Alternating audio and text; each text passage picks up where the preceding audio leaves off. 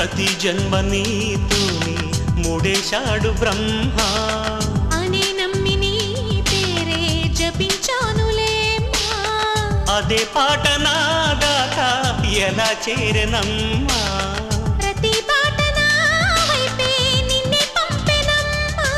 నిరంతరం నీవు సేదో నను రమ్మన్నది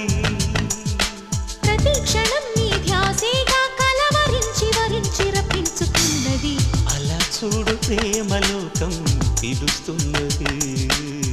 కలై నేడు